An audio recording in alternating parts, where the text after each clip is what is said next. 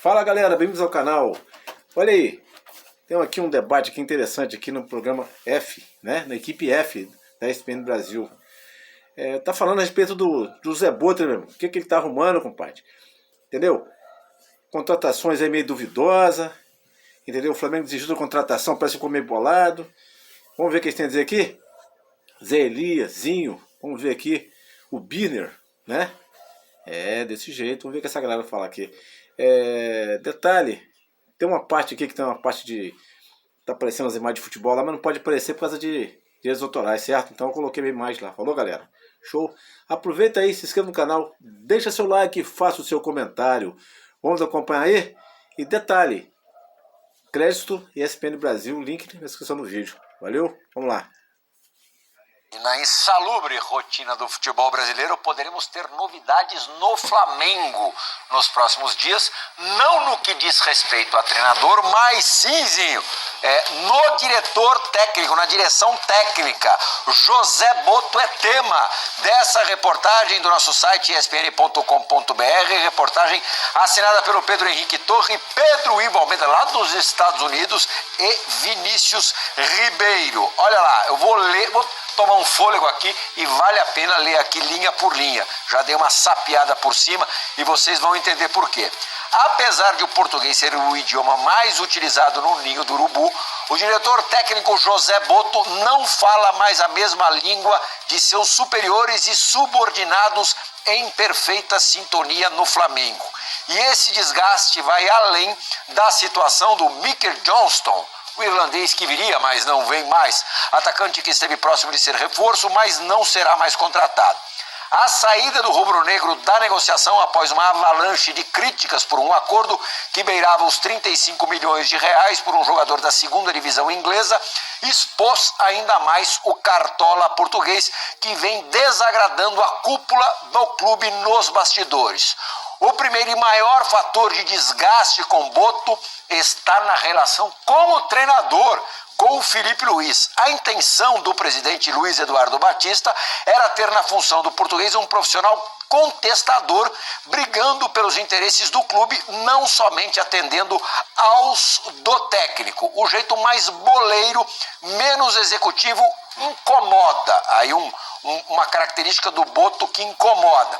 Nos corredores, a amizade de Boto com Filipe Luís é considerada por uma ala da diretoria como acima dos interesses do clube, sendo desaprovada pelo presidente. Assim que a nova direção assumiu, por exemplo, o treinador tentou interferir nas demissões de integrantes do departamento médico e até da comunicação. A atitude desagradou o BAP, que vê o ex-lateral responsável apenas pela parte técnica. Aí o Felipe sendo diretamente atingido também na história.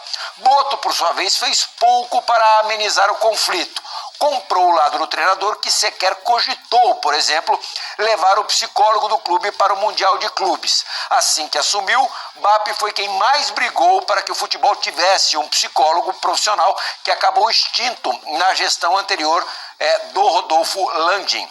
Outro exemplo é o caso do Gerson.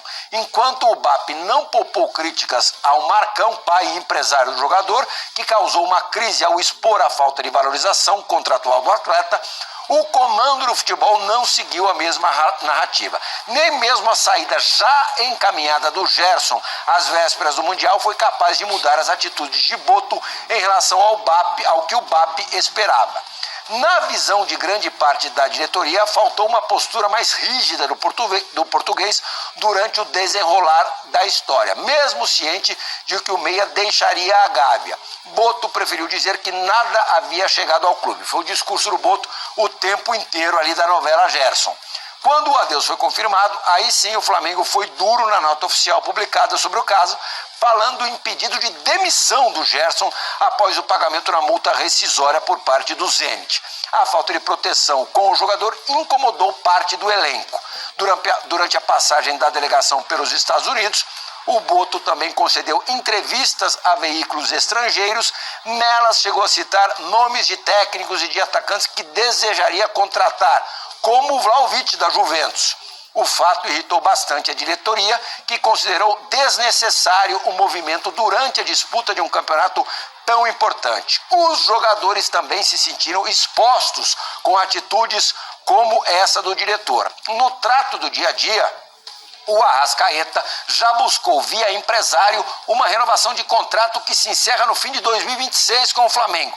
Ouviu que deverá aguardar. E o Pedro, ao voltar de lesão, também sinalizou interesse em estender o seu vínculo. O atacante gostaria de ter mais oportunidades. Após o Mundial, ele acabou sendo exposto em mais um episódio de desgaste para o Boto. Essa história realmente pegou firme na semana passada, né? Publicamente não houve confirmação sobre ter sido o português, no caso o Boto, a conversar com o jornalista Mauro César Pereira e afirmar que negociaria Pedro por 15 milhões de euros. Se pintasse uma proposta nessa faixa, ele seria negociado. A repercussão interna, contudo, foi péssima. O Boto inicialmente negou ter tido uma conversa com o profissional, mas a falta de jogo de cintura do dirigente no episódio desagradou bastante. Uma ala classificou o profissional como, entre aspas, amador, por permitir a exposição do atleta e do clube em um momento turbulento pós-eliminação. Depois de muita discussão e opiniões divergentes, o clube divulgou uma nota oficial na qual reforçou a confiança no Pedro. Uma tentativa em vão de amenizar a situação, o estrago já estava feito. A negativa do Boto sobre essa conversa irritou até mesmo membros da comunicação do Flamengo, que já haviam publicado nota oficial sobre uma informação de jornalista um dia antes. Muitos defenderam a ideia de que o melhor caminho era deixar o ambiente esfriar ao invés de novo pronunciamento oficial. O clima entre o dirigente e o departamento do clube pesou. Bom, e por fim o caso já citado do Mickey Johnston, que nem virá, mas já também serviu para deixar o ambiente ainda mais turbulento. Ufa! Zinho, você sabe como é que termina essa história? Por enquanto vai esperar começar campeonato, ver o desenrolar do campeonato, ver como o Flamengo desempenha, a busca pelos títulos, né? E aí os títulos acontecendo, passa o pano, vida que segue. Agora, esse início do Boto como o diretor executivo do clube, e aí é responsabilidade do BAP, porque foi uma escolha pessoal dele, então não adianta agora ele também ficar reclamando, não. Ele entregou o futebol na mão do Boto. Então aqui, você é o responsável pelo Ninho do Urubu, por toda a parte do futebol, tanto é que vieram vários profissionais de fora, né? Foram mandados embora mais de 40 funcionários no Flamengo, né? Porque está se falando aí de troca aqui e ali, mais de 40 funcionários foram dispensados, né? Desde a chegada. Então assim, tem um contrato, acho que o trabalho dele ainda não aconteceu. Inclusive a chegada dele, eu já não gostei quando ele não garantiu uma permanência do Felipe Luiz, que teve um início espetacular. Substituiu o Tite, né, ganha a Copa do Brasil em cima do Atlético Mineiro, termina o Brasileiro bem, né, leva o Flamengo a Libertadores com o título, ganha o Campeonato Carioca, e o Boto disse que ainda ia analisar, ia ver, né? Não sei se isso já gerou um desgaste entre eles. As contratações, assim, o Jorginho veio a oportunidade de mercado, não veio sem custo, né? O custo claro, um salário alto, mas não teve investimento, o jogador estava livre no mercado. E o Juninho, né? Que eu estou me lembrando aqui assim, então ainda não desenvolveu um projeto, um trabalho, uma reformulação de alguma coisa, mas assim, isso também era de se entender, porque é um cara que está chegando ao Brasil, se acostumando ao mercado brasileiro, um outro modelo de gestão e também de campeonato, muitos jogos, muitas competições. Então o próprio profissional, esse é o risco de você trazer para ele ser o comandante num outro mercado que ele não estava acostumado a trabalhar. Então ele está entendendo, e num dos maiores, se não o maior, de turbulência, de pressão, de X9, né? Porque toda hora tem notícia que vaza aqui, vaza ali, vaza lá, ele está tentando bloquear isso, mas não consegue, difícil ali no Flamengo. Então, uma situação delicada. E o principal para mim é o caso do Pedro. Né, você abre mão de uma renovação com o Gabigol. O Flamengo não quis renovar. Né, o Gabigol sempre quis permanecer no início, né, e depois ele colocou muito em conta da diretoria passada, a não permanência dele. Por quê? Entendia que o Pedro era o cara ali para essa função, traria um jogador para compor o elenco, e aí o cara tem uma contusão e de repente parou, não joga mais. Vai ter uma reformulação, vai ser aproveitado mais a base. Até o Wallace Ian demorou de dar essa oportunidade. Foi muito uma opção que o Felipe Luiz bancou, porque conhecia. Então, assim, não é uma situação simples, tá? Um desgaste sim. Vamos ver onde termina isso. Eu acho que nesse início vai ficar aquele passando pano, porque as competições vão começar. Já tem Campeonato Brasileiro no final de semana. Sim, no sábado o Flamengo recebe o São Paulo na reabertura do campeonato, na retomada do Campeonato Brasileiro. Perguntar pro Zinho que tem uma coisa. Ô Zinho, essa notícia aí que o Plihal leu aqui, né? A questão o BAP tá, entre aspas, não gostou da amizade que existe entre o Boto e o Felipe Luiz. Você não acha estranho isso? O presidente tem que gostar ou não de amizade?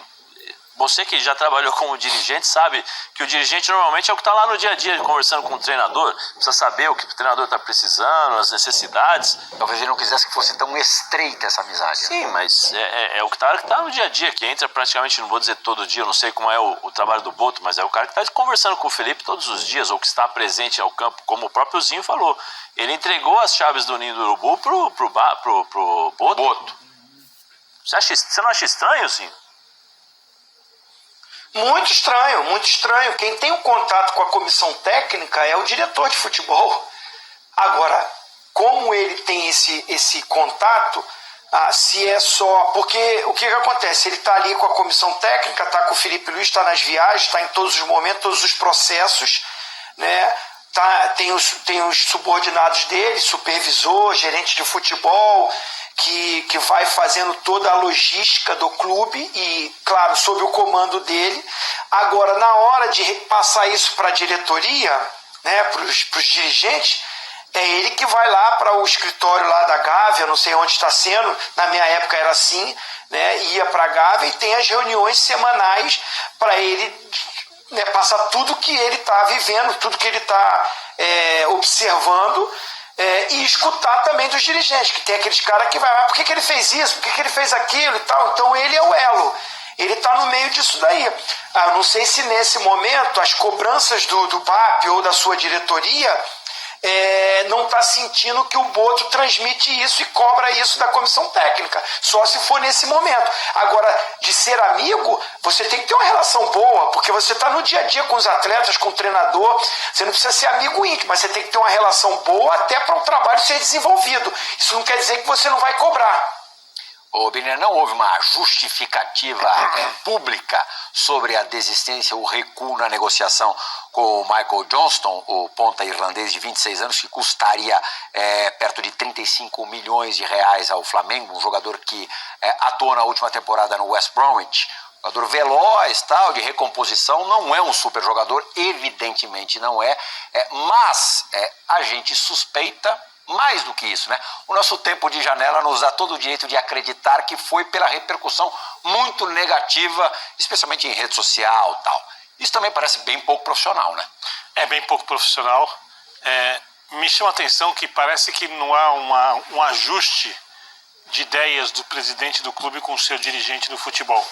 Porque eu entendo que o BAP e o Flamengo tem se caracterizado por isso, inclusive consegue gerar muito dinheiro, tem uma mentalidade muito empresarial.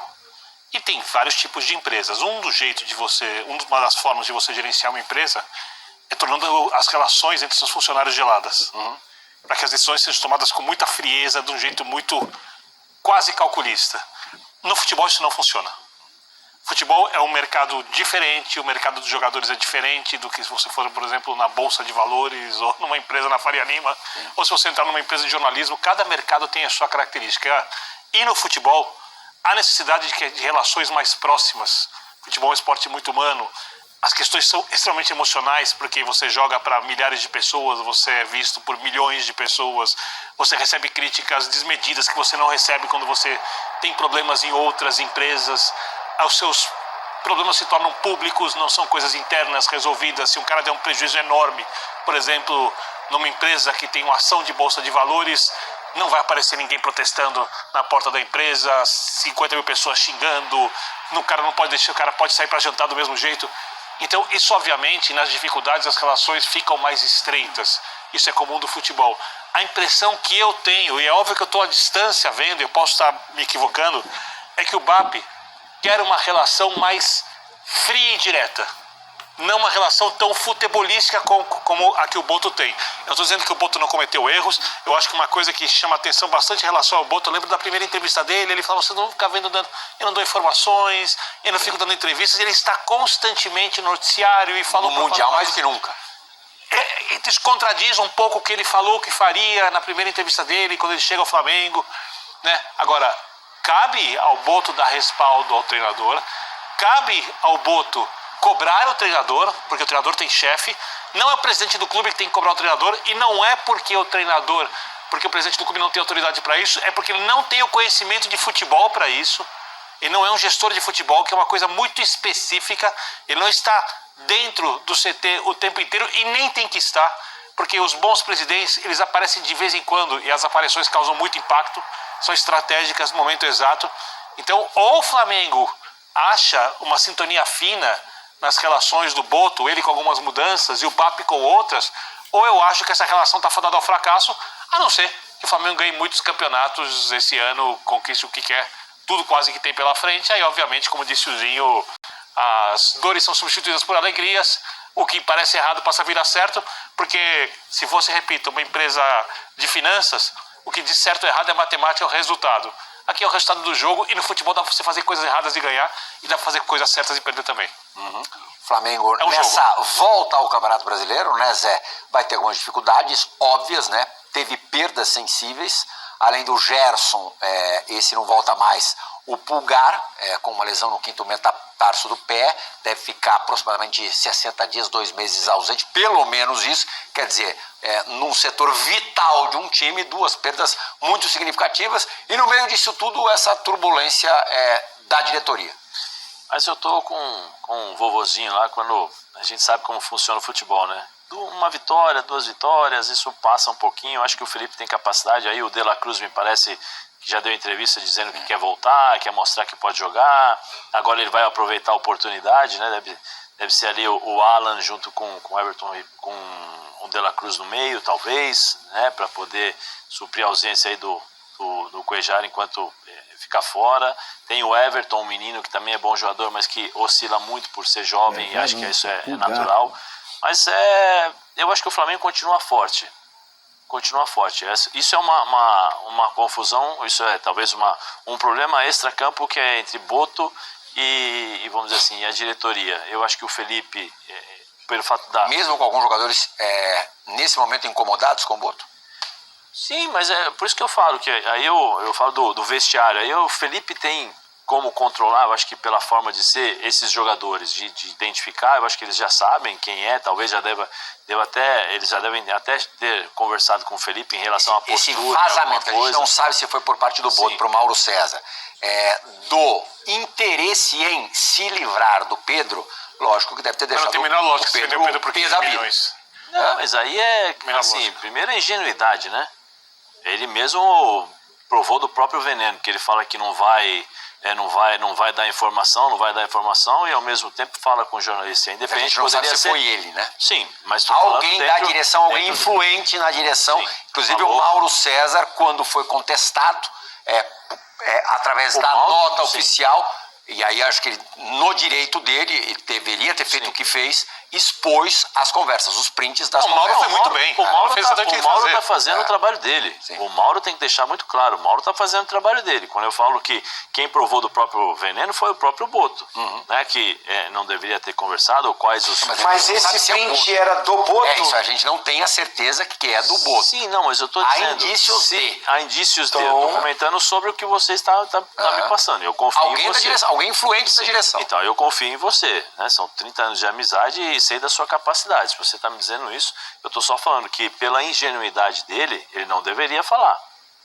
E aí depende, poderia falar com o Mauro, poderia falar com o Pedro, poderia falar com o João, poderia falar com o Francisco, sabendo de como funciona e do que ele mesmo reclamou no começo da apresentação dele, ele não deveria falar com ninguém. Com ninguém, mesmo que seja e aí, tudo bem e tal. Eu vou contar uma situação que aconteceu comigo com... Um minuto para acabar o programa. Com o Marcos Braz. Eu fui no jogo no Rio, Palmeiras, acho que era Palmeiras e Flamengo e tal. Eu entrei no elevador para subir, né, para a cabine. O Braz estava dentro do elevador. O Braz saiu. Eu achei estranho, ele me cumprimentou, falou tudo bem e tal. Eu achei estranho pela atitude. E aí os caras que estavam ali falaram assim, eles não conversam aqui com ninguém. Sobe, não conversa com jornalista e tal. Eu falei, não, tudo bem. Não sei se... Depois a gente sabe que existe um contato, existe uma forma... Mas da forma como chegou o Boto ao Flamengo, ele provou do próprio veneno.